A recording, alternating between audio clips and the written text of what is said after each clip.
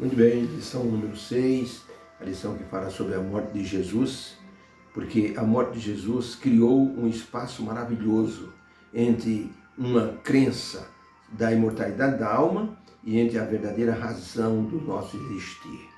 Ninguém vai para o céu direto, senão não teria sentido Jesus morrer na cruz por todos os pecadores. Ninguém vai para o inferno direto ou para um outro lugar qualquer. A Bíblia diz que a pessoa morre e fica no pó da terra dormindo, aguardando Jesus voltar. Se crer em Jesus, o Senhor Jesus disse, aquele que crê em mim, ainda que esteja morto, viverá. E provou isso com a ressurreição de Lázaro. O que representou a morte de Jesus por todos nós? O grande pregador Moody estava passando por um cemitério e viu um rapaz jovem chorando na sepultura de uma pessoa.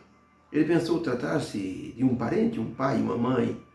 E aquele pregador, então, querendo consolar a pessoa que estava chorando, perguntou: com licença, posso perguntar para o senhor por que o senhor está derramando essas lágrimas? Por quem o senhor está chorando? É seu parente? O moço disse: não, não é meu parente, mas foi meu melhor amigo. Eu fui convocado para a guerra. E como minha esposa havia tido neném havia poucos dias, o meu amigo, o meu vizinho, se ofereceu e se alistou em meu lugar. Mas ele foi ferido no campo de batalha e acabou morrendo, e eu tenho um apreço muito grande porque ele morreu em meu lugar. O grande pregador Moody aproveitou o ensejo daquela situação e falou para aquele moço sobre alguém muito mais importante que havia morrido no lugar dele, e se ele o conhecia. O moço disse: não tenho conhecimento, só esse amigo que morreu em meu lugar. E o pregador Moody falou de Jesus para aquele moço. E quando terminou a conversa, havia ali um coração convertido a Jesus e com uma certeza de que no futuro a ressurreição poderia trazer o seu amigo de volta e muitos dos seus parentes que morreram crendo em Jesus.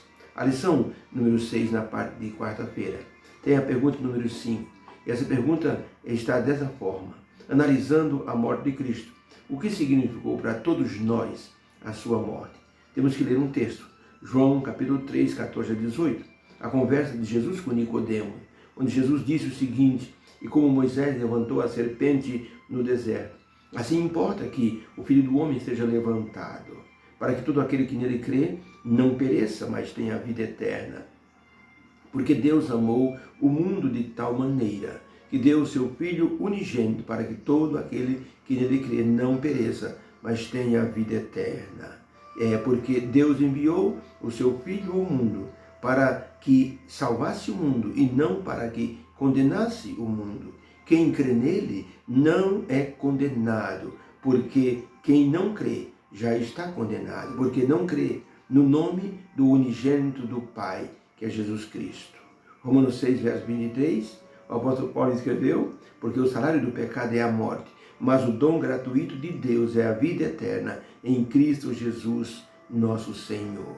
Ou por Cristo Jesus, nosso Senhor. Então, para a pergunta, o que representou a morte de Jesus para todos nós? Resposta: a morte de Jesus apagou nossos pecados, pagou a dívida com a lei de Deus. A aceitação da morte de Jesus nos justifica diante de Deus e com isso nós temos acesso a Ele.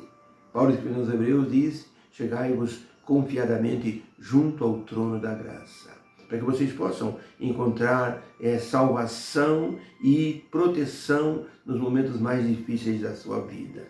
No Antigo Testamento, os sacrifícios foram instituídos para que o pecador pudesse ficar livre da condenação da lei.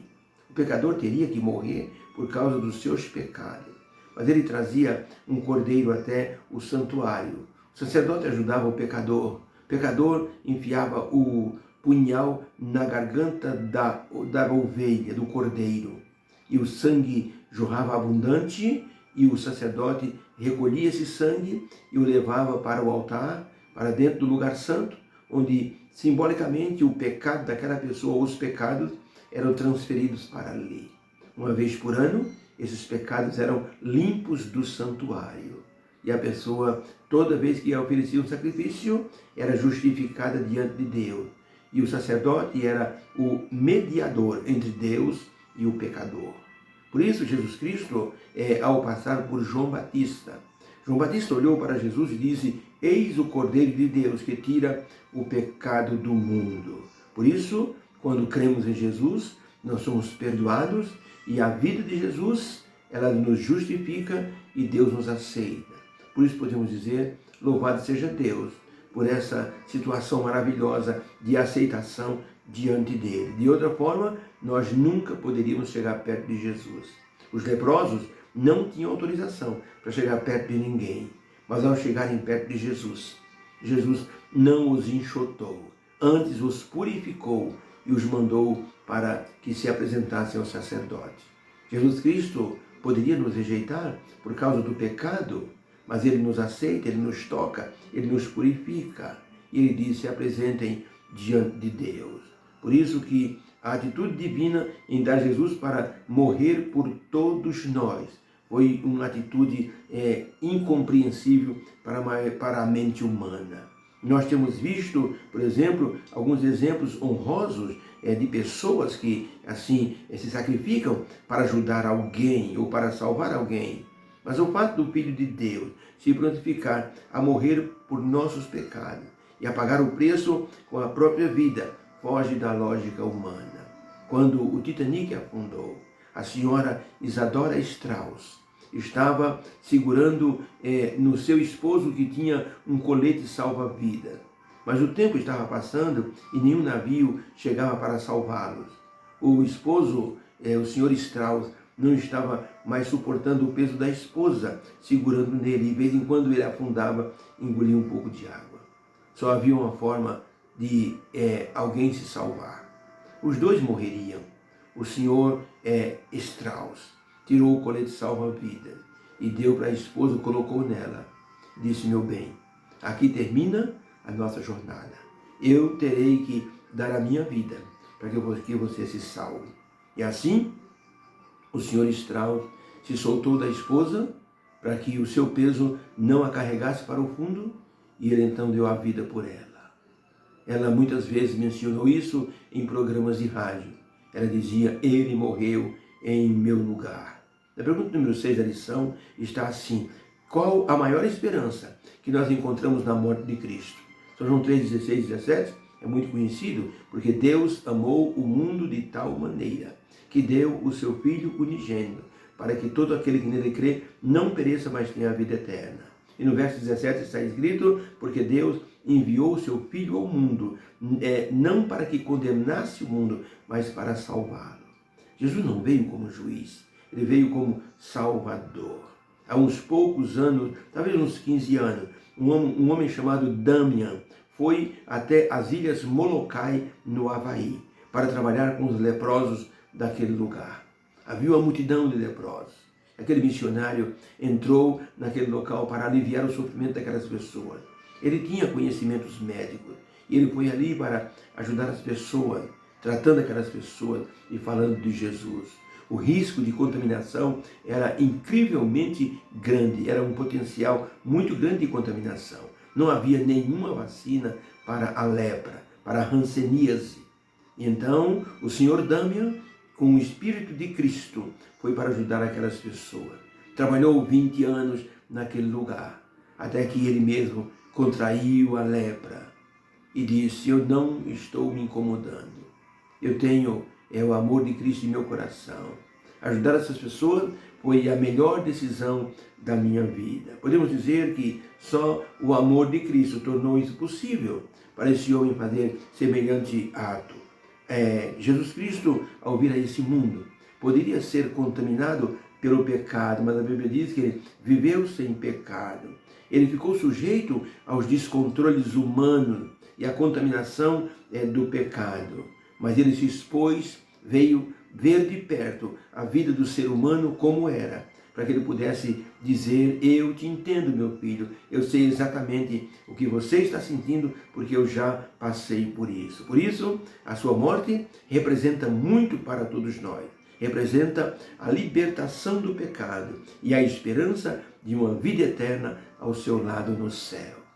Gratidão do nosso coração a Deus como nosso Criador, a Jesus como nosso Redentor e ao Espírito Santo como nosso Consolador. Ellen White escreveu em um dos seus livros, e está em Meditações Matinais de 1968, na página 42. Ela escreveu o seguinte: estávamos perdidos, fora lavrada contra nós a sentença de morte, e Cristo morreu por nós, libertando-nos assim. Disse ele: tomarei sobre mim a culpa do pecador, para que ele tenha outra oportunidade. Porei ao seu alcance um poder que o habilite a vencer na luta contra o mal. Isso foi maravilhoso. A vida de Jesus e sua morte providenciou para nós um poder que nos habilita a vencermos a luta contra o mal. Que Jesus te abençoe. Que haja em nosso coração gratidão por esse Jesus maravilhoso que morreu em nosso lugar. Eu oro a Deus dizendo: Senhor, obrigado, porque nós temos uma esperança em nosso coração. Essa esperança nos faz crer no teu poder, para que possamos pedir sobre nossa vida, nossa saúde, nossos familiares, nossos amigos, nossos irmãos da igreja. Cura-nos, Senhor, do pecado e nos ajude a entendermos a justificação, e em teu nome pedimos a Jesus. Amém. Fica com Deus. Um beijo no coração. Tenha uma quarta-feira abençoada. E olha, amanhã é dia de finados. Que tal você controlar a sua tristeza, crendo na esperança da ressurreição? Foi isso que Cristo disse. Ele disse para as mulheres que choravam ao longo do caminho enquanto ele ia para o Gólgota: não chorem, não chorem por mim. Eu estou bem, eu sei o que eu estou fazendo. E ele prometeu ressuscitar aqueles que estiverem na sepultura e que um dia vão, assim, reviver pelo poder de Deus. Dia 2 de novembro não deve ser um dia de tristeza, deve ser um dia de esperança. Esperança de que um dia Jesus vai trazer nossos entes queridos ao nosso encontro para o grande abraço para a ida para a vida eterna. Deus abençoe. E como diz o apóstolo Paulo, consolai-vos uns aos outros com essas palavras. Deus abençoe. Amém.